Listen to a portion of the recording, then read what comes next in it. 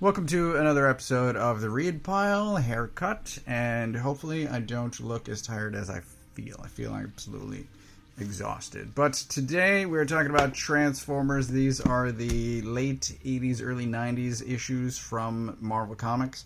I have a bunch of these, and I was chatting with Wilson a few weeks ago, like, should I try to read these? I don't think I ever read them. I don't know if I've read some. Look, these have been sitting in a box since the late 80s, early 90s, and I had not read them to my knowledge. So I was chatting with Wilson. He is the Transformers resident expert, and I'm like, should I read these or just sell them? And he goes, oh, I've got some of the collections. I can let you borrow those. So I'm seeing Wilson later today. I tried to read these, so I wasn't holding on to these for another week, and I've now finished that. And ultimately, I am choosing to sell the Transformers comics that I have, because I was largely not enough of a fan to keep the ones that I have. I'll take the space. Anyway, so this is 5 starts. So there's about a dozen issues in each of these volumes. I think one of them has 14. I don't remember. But we start out with Bob Budiansky, and we move down here. We get to Simon Furman. I started with Furman. I did flip through. I was curious what Bud's writing was like, but also there are just way too many humans. There's like a skiing issue, and there's a wrestling issue, and I'm just like, no. Although this cover is dope. I do like that. I'm like, this is not for me. So, yeah, this is the skiing issue. I'm like, no, there's too many humans. Then you skip over to Furman, and immediately Transformers. Hell yeah. So, I started with Simon Furman. This is issue 56, and I continued through the end, which is 76. So, I read roughly 21 issues of Transformers, and I don't know. It's weird.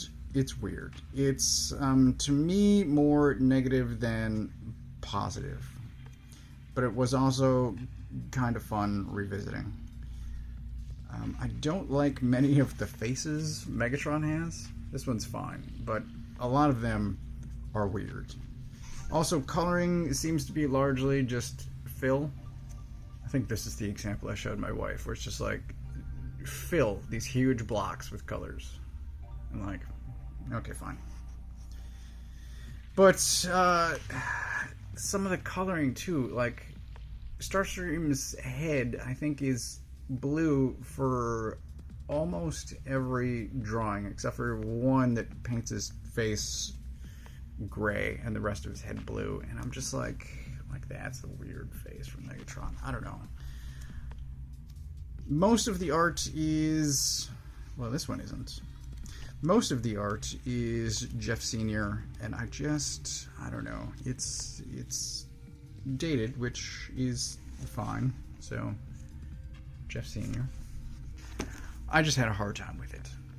Now, one storyline that I particularly enjoyed was this Matrix quest. Hell yeah.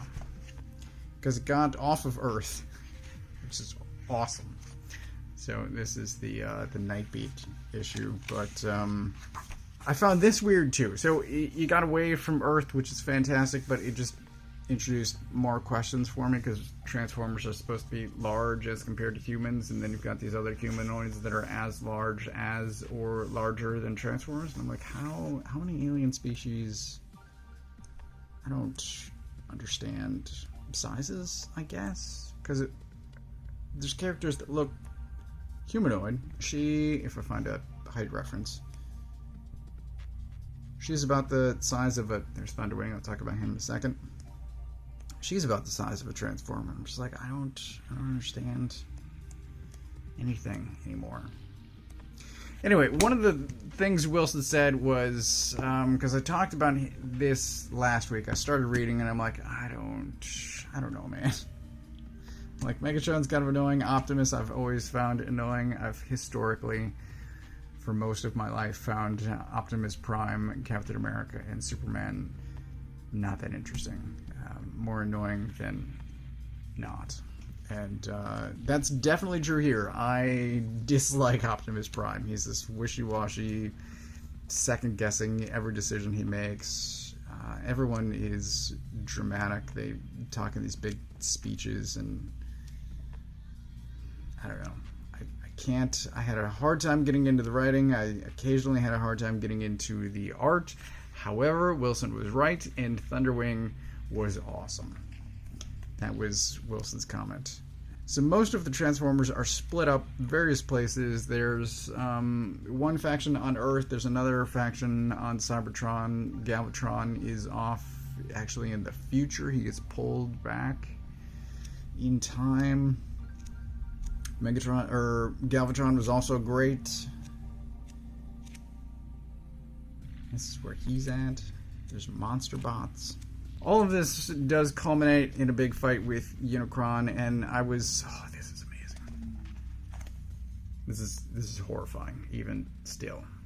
So I used to look at this cover, because this is one of the issues that I have, and I'm just like, this is a nightmare. Absolute nightmare. Good God. Ugh. It's glorious. At some point, pencils switch over to Andrew Wildman, and I really like how this guy draws. Just a bunch of extra detail.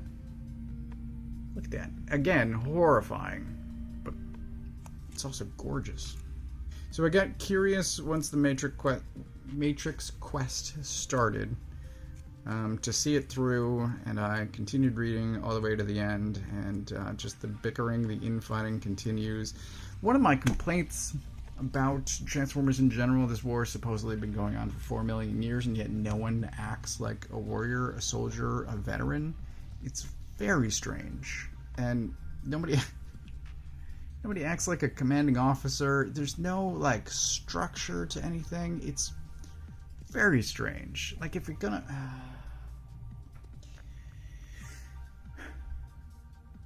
It's fine. It's fine. Not going to get into it. I'm glad that I had the opportunity to read these. I will thank Wilson when I see him later, but I am going to let these go because I have determined that the 80s and 90s Transformers are just not for me. I have some of the G2 stuff that I did read back in the 90s. I might, or the UK stuff. I gotta double check. But I might try that, and then, I don't know, the Dreamwave IDW stuff to me was much better. So this, I'm going to give back to Wilson, and I will let my Transformers books go. And for that, I am thankful to him for letting me make that determination. The cover art, however, is great. The series would have been better with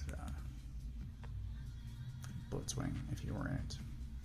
Prowl does show up and gets shoved out a door. It's awesome. Thunderwing also backhands someone. It's glorious. It's like my favorite 3 panels.